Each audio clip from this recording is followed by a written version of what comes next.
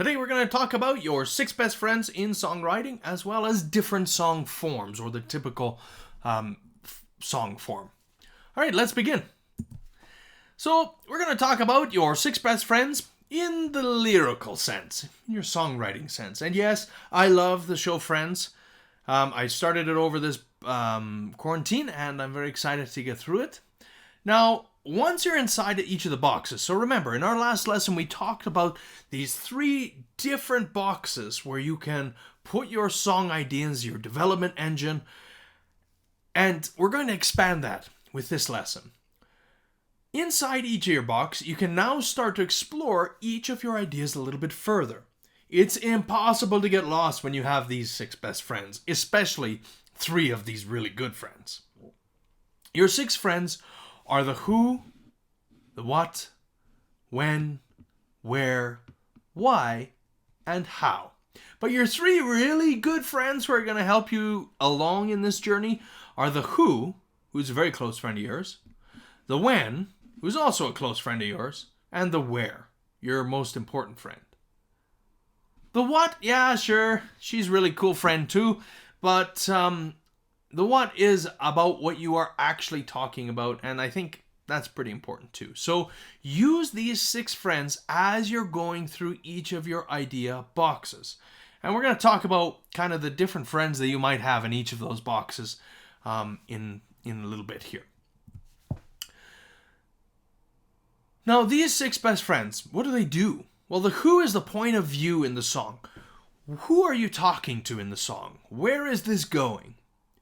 The what is your main topic. For example, you may write a love song, and that topic of the song might be about love, or might be about how you got your heart broken, or might be about how your dog ate your homework, or perhaps it's about you mowing the lawn and how much you hate it, or maybe you love it. The when is when your song is taking place, the time. Is it in spring? Is it in the afternoon or the evening? Maybe you're writing a love song and it happens in the springtime with all the flowers that are blooming, and you're talking to your potential new girlfriend or boyfriend. The where does this take place? Okay, so maybe you're talking to your new girlfriend or boyfriend and you're talking about love and it's in the springtime, and maybe you're sitting at your favorite table or your special table at Starbucks. The why, the reason you are at Starbucks, the reason you are at the wherever that might be. And why are you saying it? Well, I'm talking to my girlfriend or boyfriend, and we're talking about love, and it's a springtime, and we're at our special table at Starbucks, and we're there because I'm going to break up with that person. Because they ordered a latte and not a hot chocolate.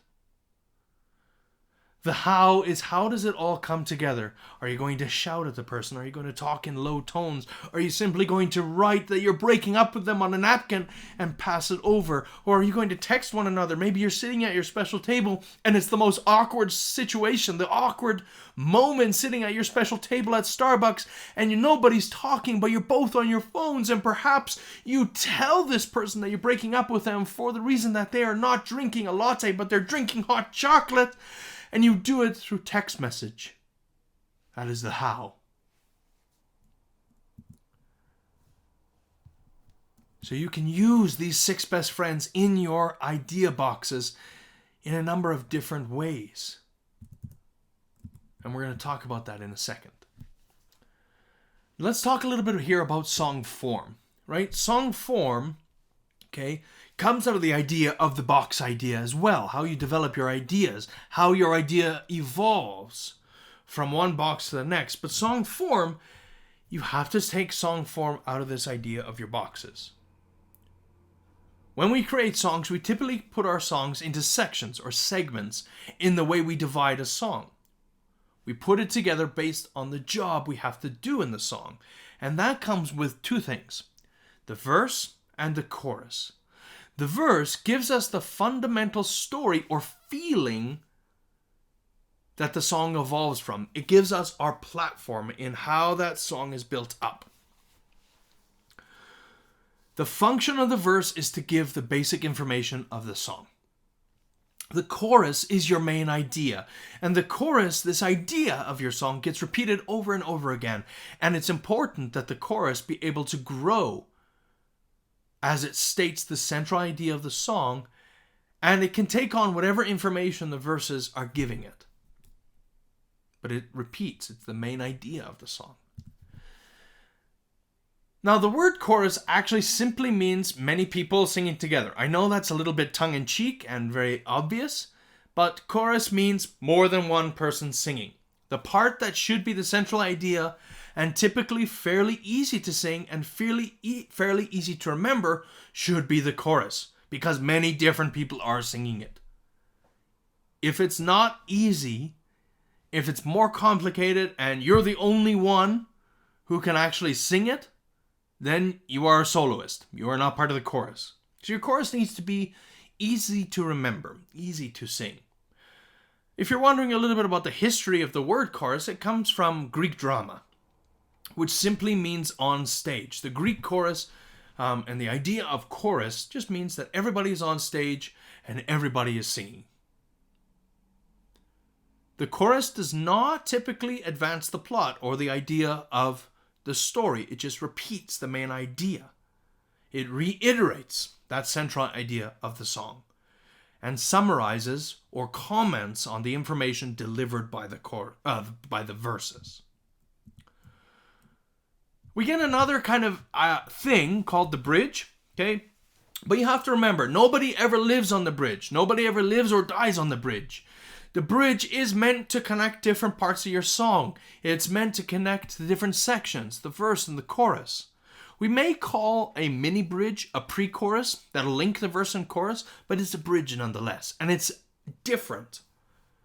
The important thing here is that your bridge needs to be different than that of your chorus or verse. It's something to excite the listener. It's something to really mix up the sound. So, your boxes.